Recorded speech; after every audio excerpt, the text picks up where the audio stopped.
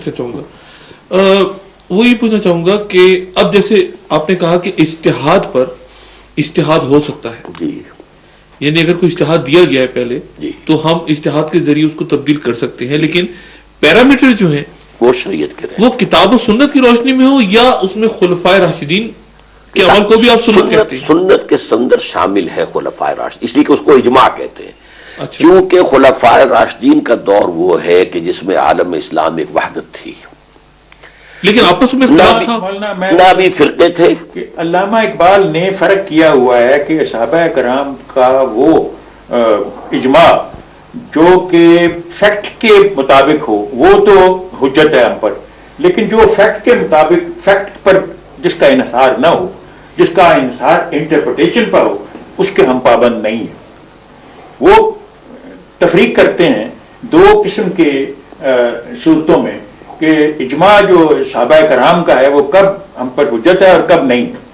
تو فیکٹ پہ ہے کہ یہ تین قرآن کی جو صورتیں ہیں کیا وہ قرآن کا حصہ ہیں یا نہیں، تو اس پر اگر اجماع ہے کہ وہ ہیں تو وہ تو ہمیں تسلیم کرنا پڑے گا، because that is a decision consensus on a fact, but when it is on the interpretation of any law then we are not bound by it. We can make the interpretation according to our own needs and requirements. اس میں فرق ہے doctor صاحب، ایک ہے صحابہ کا لفظ آپ استعمال کر رہے ہیں، میں کہہ رہا ہوں خلفائے راشدین، یعنی وہ لوگ کہ جو اس وقت at the help of affairs تھے، اور یہ وہ لوگ تھے جو روحانی نہیں، چار ہی تھے نا وہ تو، باقی تو صحابہ میں سے کوئی ایسا بھی تھا جس نے شراب پی لیا اس کے اوپر کوڑے لگ گئے۔ ڈاکٹر صاحب یہاں ایک بات یہ اٹھ سکتی ہے کہ صحابہ کے درمیان بھی تو اختلافات تھے اس وقت، بالکل خلفائے راشدین کے درمیان اختلافات تھے، ہاں، لیکن یہ کہ جو جس چیز کا فیصلہ ہو گیا اس کو سب نے تسلیم کر لیا۔ نہیں، چوتھے خلیفہ کی خلافت کو سب نے تسلیم نہیں کیا، اس وقت دو خلیفہ ہو گئے، امت تقسیم ہو گئی،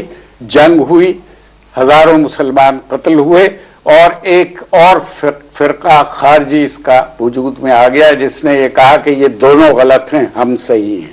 لہذا آپ یہ نہیں کہہ اس سکتے۔ سٹیٹمنٹ میں تھوڑی سی غلطی یہ ہے کہ دو خلیفہ نہیں تھے، خلیفہ ایک ہی تھا، دوسرا شخص جو ہے اس نے اس کو تسلیم نہیں کیا، اپنی خلافت کا اعلان خلافت کیا، کا اعلان نہیں کیا، اپنی خلافت کا اعلان کیا، خلافت کا اعلان نہیں کیا، وہ صرف جو ہے حضرت عثمان کے جو قاتلین ہیں ان سے بدلہ لینے کا مطالبہ لے کر کھڑے ہوئے، وہ حضرت عائشہ صدیقہ کھڑی ہوئی تھی، امیر معاویہ نے اپنی خلافت کا اعلان کیا تھا، حضرت عائشہ کے ساتھ تھے اور جنگ جمل میں تھے جس میں ایک رات میں 10,000 آدمی مارے گئے۔ تو پھر امت کہاں ہے؟ تو پھر یعنی اس وقت اجماع، کیا امت اجماع کہیں گے ہم کہ امت نے اجماع کا راستہ اختیار کیا تھا اس وقت ان حالات میں، فیصلے جو ہوئے؟ اب ظاہر بات ہے کہ اس کے بعد حضرت علی کی خلافت کو سب نے تسلیم کیا، کہا کیا، ابھی معاویہ نے نہیں کیا، لیکن لیکن ایک بات یہاں پہ جو ہم دیکھ رہے ہیں وہ یہ ہے کہ اجتہاد پر اجتہاد کیا جا سکتا ہے۔ اچھا اجتہاد جو ہے، لیکن اس میں ڈاکٹر صاحب آپ خلفائے راشدین کے دور کو انکلوڈ نہیں کرتے۔ بہت سارے ایسے فیصلے ہیں جن پر حضرت ابو بکر اور حضرت عمر کا اختلاف تھا، بہت سے ایسے اوکیزنز آپ کو ملیں گے۔ ڈاکٹر صاحب تو پھر کیا کریں کس میں؟ اگر آپس میں اختلاف ہیں؟ میں تو یہ کہہ رہا ہوں نا کہ نیا قانون بنائے، آپ کی پارلیمنٹ نئے قوانین بنائے، نئی فقہ بنائے، اور آپ کا جو ہے یہ سارے جو ہے اپنے لیے پریسیڈنٹس رکھیے کہ یہ سب ہیں، انہوں نے تاریخ کے اندر۔ آپ اس موقع پہ اسلامی ریاست کے حامی ہیں جو کہ اجتہاد کر کے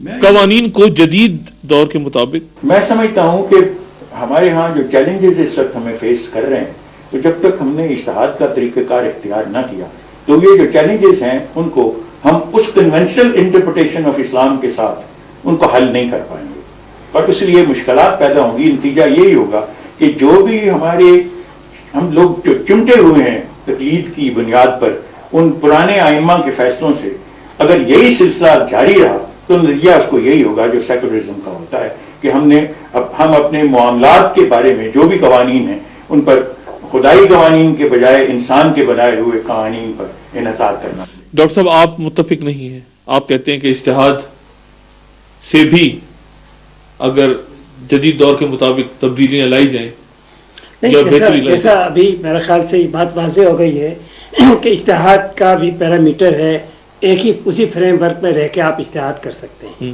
لہٰذا آپ کے لیے ایک فریم ورک اگر ہو گیا تو یہ تو ایک سرکل ہے نا، اس سے آپ باہر نہیں نکل سکتے.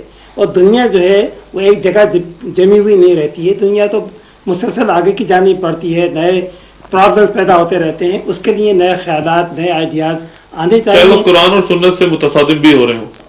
یہی تو سارا مسئلہ ہے. اس لیے جب تک آپ ایک تو تب بھی آپ ان کو الاؤ کریں گے، آپ یعنی اس فریم ورک سے نکل کے جب تک آپ سیکولر آئیڈیاز کی طرف آ کے ان مسائل کو حل نہیں کریں گے تو پھر سیکولر تو لادینیت ہو گئی نا. پھر نہیں، لادینیت میں نہیں کہہ رہا، دین کو آپ نے بالکل نہیں، وہ تو ڈاکٹر صاحب کو کہہ رہے ہیں. دین کو میں کہتا ہوں آپ اپنی نجی زندگی تک رکھیں، یہ جتنے بھی معاملات ہیں ان کو آپ ایک سیکولر اس کے اندر لا کے اس سے کیسے اجتہاد ممکن ہے یا اجتہاد نہیں بلکہ مکمل. میں ذاتی طور پہ میں یہ سمجھتا ہوں کہ موجودہ دور میں یا آنے والے وقت میں مذہب کا سیاست سے کسی قسم کا کوئی تعلق ممکن نہیں ہے، کیونکہ آپ اگر 1400 سال پہلے یا 2000 سال پہلے یا 2500 سال پہلے کے نظریات کے مطابق یا اصولوں کے مطابق موجودہ زمانے کو انٹرپریٹ کرنا چاہیں گے تو وہ اجتہاد مکمل طور پہ ان کو تبدیل کرنے کے لیے ہوگا، جس کی آرتھوڈاکس انٹرپریٹیشن میں ان تمام مذاہب میں اجازت نہیں ہے. اس پہ بلیسفیمی کا کیس بن جاتا ہے. مثلاً کون سا قانون ایسا ہے جو آپ سمجھتے ہیں کہ اسلامی قانون ایسا ہے جس کو صحیح معنوں میں اگر نافذ کیا جائے تو وہ جدید دور کے مطابق؟ مثلاً اگر میں یہ کہوں کہ ہاتھ کاٹنے کا قانون آج کے پاکستان میں نافذ نہیں ہو سکتا کیونکہ وہ شاید پوری نہیں ہوتی. اسٹیٹ لوگوں کو روزگار دینے کا، لوگوں کو تحفظ دینے کا اس کا ذمہ دار نہیں ہے. اگر میں یہ کہوں کہ حدود آرڈیننس جو ہے وومنائزنگ کے بارے میں وہ شرائط پوری نہیں ہو سکتی ہیں. اگر میں یہ کہوں کہ اسلام میں اس کی کوئی سزا نہیں ہے کیونکہ 4 آدمیوں کی موجودگی میں یہ کام کوئی نہیں کرتا، اور اگر عورت جا کے یہ کہے کہ میرے ساتھ زیادتی ہوئی ہے تو اس سے ثبوت مانگا جاتا ہے، اس سے کہا جاتا ہے کہ گواہ دو جن کے تمہارے ساتھ زیادتی ہوئی ہے. حالانکہ یہ پیرامیٹرز میں ممکن ہے نا اجتہاد، یہ تو پیرامیٹرز میں نہیں، تو اس میں آپ کو بدلنے پڑیں گے بہت سی چیزیں. نہیں دیکھیے، یہ ہاتھ کاٹنے والا مسئلہ جو ہے اس میں آپ نے بالکل صحیح کہا ہے کہ ایک ہے اس وقت کے حالات جبکہ کوئی سوشل سیکیورٹی آپ کے معاشرے میں نہیں ہے، اس میں یہ کہنے کا حق حاصل ہے، بے روزگاری ہے، غربت ہے، سب کچھ ہے. لیکن ہم بات کر رہے ہیں اصولی اعتبار سے. اصولی اعتبار سے اسلامی ریاست بنے گی تو وہ سزا نافذ کی جائے گی. یا تو ہم کہیں کہ قرآن منسوخ، تو قرآن منسوخ ہونے والی شے نہیں ہے. نہیں، بالکل نہیں. قرآن کو منسوخ کرنے کی بات نہیں ہے. قرآن میرے لیے، قرآن ان کے لیے، قرآن ہر مسلمان کے لیے نہایت متبرک، قابل احترام. جو آج کے طالب علم جو نوجوان کرتے ہیں جی، وہ یہ سوال ہے جو کہ میں اس کا صحیح طور پر جواب نہیں دے پایا، وہ یہ ہے کہ کیا وہ قوانین جن کا تعلق ہمارے معاملات سے ہے کیا وہ ہمارے دین کا یا عقیدے کا حصہ ہیں؟ یعنی مسلمان کی ڈیفینیشن کیا ہے؟ اگر ہاتھ کاٹنے کی سزا اور رجم کرنے کی سزا میرے ایمان کا حصہ ہیں تو واضح کیا جائے کہ مسلمان کی ڈیفینیشن میں یہ سزا پر ایمان رکھنا کیا ضروری ہے؟ دیکھیے، یہ مسلمان کیا ہے، عقیدے کا حصہ یہ بالکل نہیں ہے. عقیدہ صرف یہ ہے کہ اللہ کو مانا جائے، اس کے یعنی عبادات نہیں، اللہ کو مانا جائے، رسول کو مانا جائے، اس کی کتاب کو مانا جائے.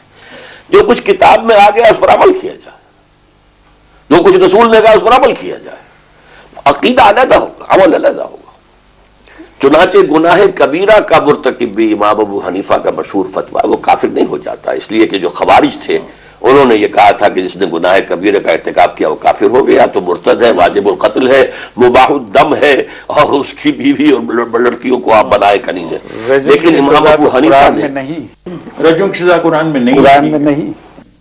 لیکن خوارج کو آپ ڈاکٹر صاحب درست تصور کرتے ہیں؟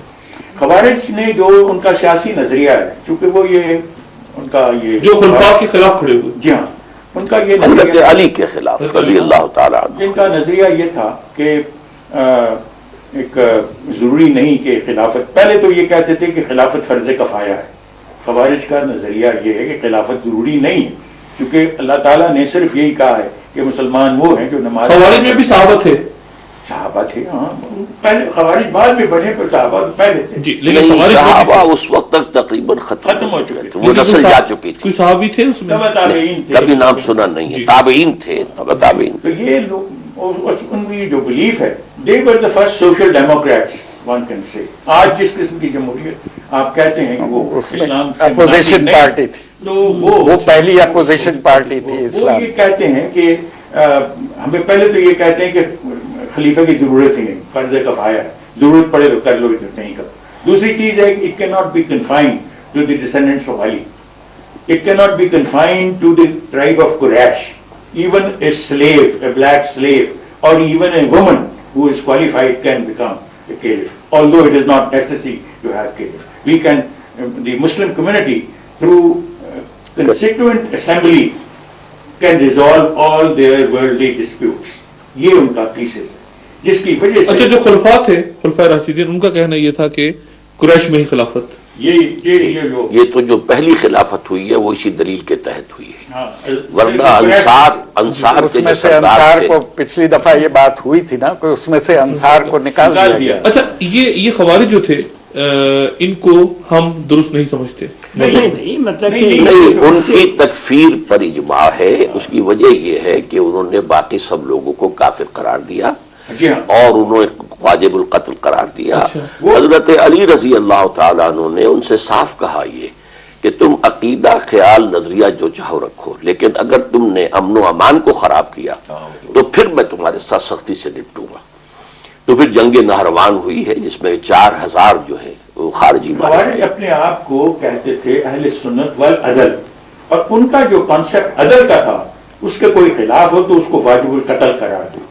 تو سوشل ڈیموکریٹس تو نہیں ہوئے نا؟ نہیں، آپ ان کو سوشل ابھی اپوزیشن پارٹی بھی نہیں ہوئی. یہ تو بڑے بڑا بھیانک قسم کا ایک گروپ تھا جو مطلب دوسروں کو واجب القتل. اور آغاز یہاں ہوا ہے کہ جب جنگ صفین میں، آغاز کہاں سے ہوا؟ جنگ صفین میں جب امیر معاویہ کی طرف سے قرآن مجید جو ہے نیزے پر اٹھا کر حضرت عمرو بن العاص نے کہا کہ بھئی ہمارے تمہارے درمیان یہ قرآن حکم ہے، جو اس کا فیصلہ ہوگا وہ ہم اس کو قبول کر لیں گے. حضرت علی نے تو اگرچہ یہ سمجھا کہ یہ ایک فراڈ ہو رہا ہے اور آپ نہیں چاہتے تھے کہ اس کو مانا جائے، لیکن اکثر لوگ ان کے ساتھی جو تھے وہ مان گئے تو وہ مجبور ہو گئے. لیکن اس پر جو ہے حکم مقرر کیے گئے دو، ایک امیر معاویہ کی طرف سے عمرو بن العاص اور ایک تھے حضرت علی کی طرف سے ابو موسیٰ اشعری. انہوں نے کہا کہ حکم تو اللہ کے سوا کسی کا نہیں ہو سکتا، یعنی حکم الا للہ. یہ کفر کیا تم نے جو حکم بنا لیا ہے. لہٰذا انہوں نے کفر قرار دیا کہ علی بھی کافر، معاویہ بھی کافر، عمرو بن العاص بھی کافر، سب کے سب کافر.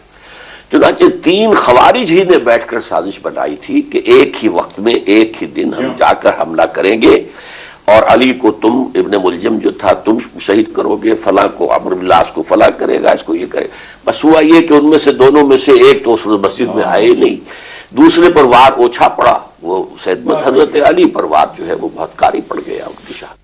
خواتین و حضرات، گفتگو جاری ہے. 4 میرے مہمان اس پروگرام میں موجود ہیں اور پچھلے 2 دن سے یہ گفتگو ہم یہاں کر رہے ہیں، لیکن موضوع ایسا ہے کہ میں سمجھتا ہوں کہ اس گفتگو کا جاری رہنا ضروری ہے. دیکھتے ہیں اس میں کیا نئے پہلو سامنے آتے ہیں. کل انشاءاللہ آپ سے پھر ملاقات ہوگی. اپنا دوستوں، رشتہ داروں، گرد و نواح کے لوگوں کا سب کا خیال رکھیے گا. اللہ حافظ.